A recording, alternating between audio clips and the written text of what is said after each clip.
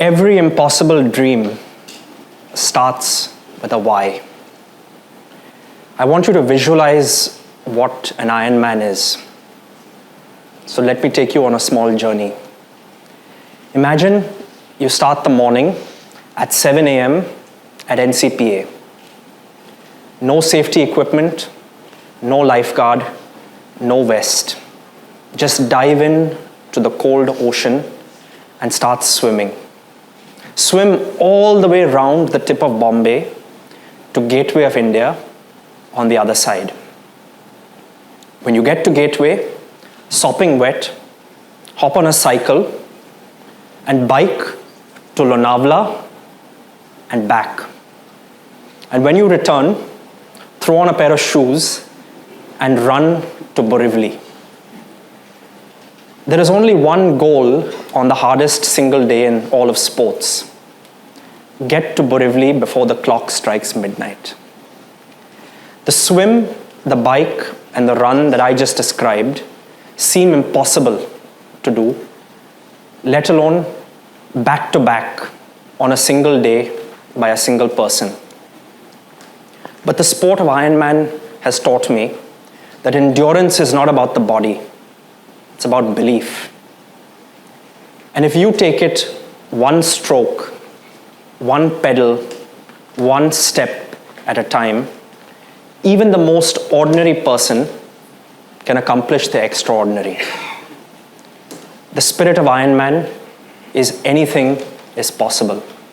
And my eureka moment that I want to share with you today is that spirit of Ironman is also the spirit of BD Somani.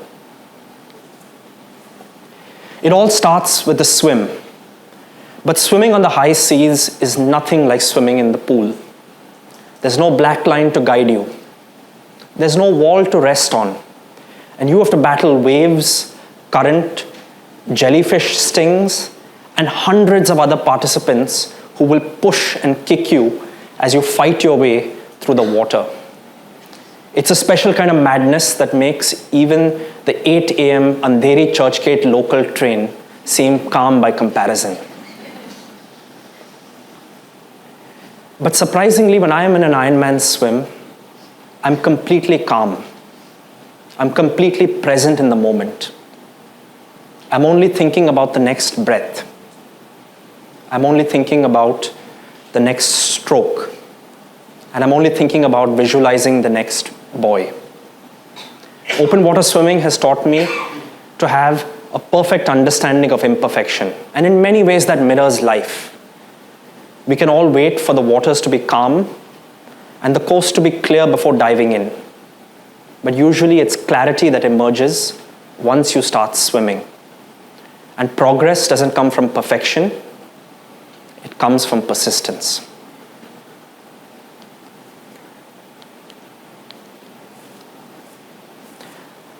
After that swim, and before a marathon, you've got to tackle 180 kilometers of cycling. And that in itself is an IB Group 4 project problem. You have to find some way to replace 5,000 calories. That's twice what a normal adult consumes in a day, and it's far in excess of what your liver can store. And you've got to be able to do this while you're on the move, with limited real estate on your body and on your bike, and as you whiz past the rural countryside with nowhere to stop and eat. So to break this problem down, I spend my Sunday afternoons building physics models of cycling, understanding rolling resistance, gravitational pull, and aerodynamic drag. I supplement this with biology analysis of my own body, of my power output, of my sweat rate, and my calorie burn, as I attempt to keep my heart rate at a steady 130 beats per minute for 7 hours non-stop. And I finally use chemistry to bring this all together with a special formulation that I sip every 10 minutes and which gives me exactly 56 calories. In many ways, getting through the bike leg of an Ironman is like getting through middle school or high school. You have to care about excellence. You have to worry about the minutiae of math. You have to get over the hump of history. You have to get through the slog of science if you want to celebrate the finish line, that is graduation. After 8 to 9 hours of sustained cardio effort, there's the marathon. On the third Sunday of every January, thousands of Mumbaikars lace up and hit the sea-link to run the Tata Mumbai Marathon. It's as much a celebration of running as it is a celebration of the spirit of Mumbai. A marathon remains 42.2 kilometers, but an Ironman marathon couldn't be any different. In a standalone marathon, you start at 5 a.m. fresh. In an Ironman marathon, you start at 5 p.m. fatigued. In a standalone marathon, as the morning progresses, the temperature rises and you sweat. In an Ironman marathon, the temperature dips as the clock approaches midnight, triggering hypothermia in your calorie deficit body. In a standalone marathon, hundreds of participants will cheer you on to crest Pedder Road and will you towards that finish. In an Ironman marathon, it's you versus yourself. In darkness, on desolate roads, and in deafening silence. Not everything that counts is countable, and not everything that is countable counts. Conquering an Ironman marathon is not about mastering metrics. It's about mastering your mind. And it takes an iron will to make it to that finisher's arch before the clock strikes midnight. When your body gives up, I think about the people I love, the people I've lost, the people who have made a difference. And it's not my legs that carry me forward, it's my why.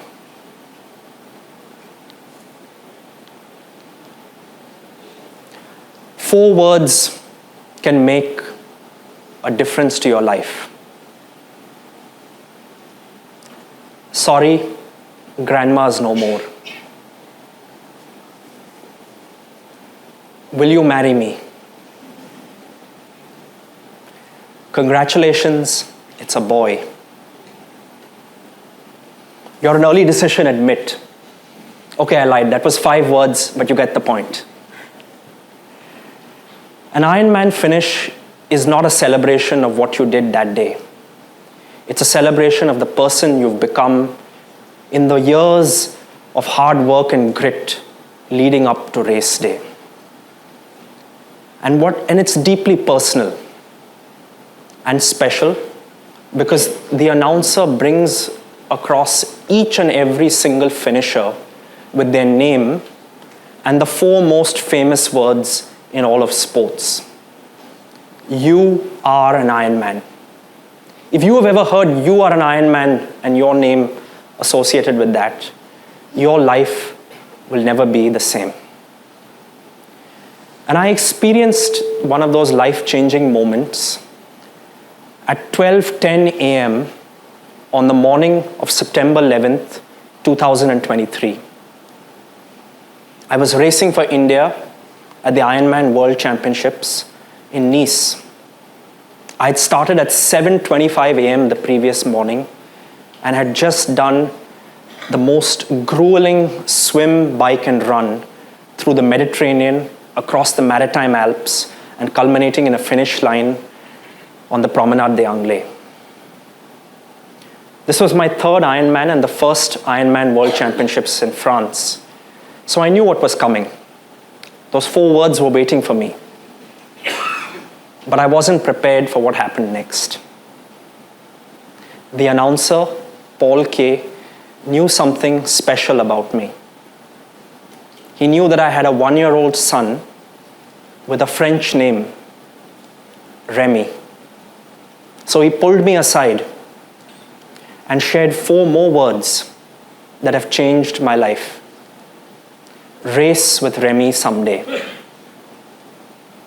Race with Remy someday is the alarm clock that wakes me up, fired up every single morning.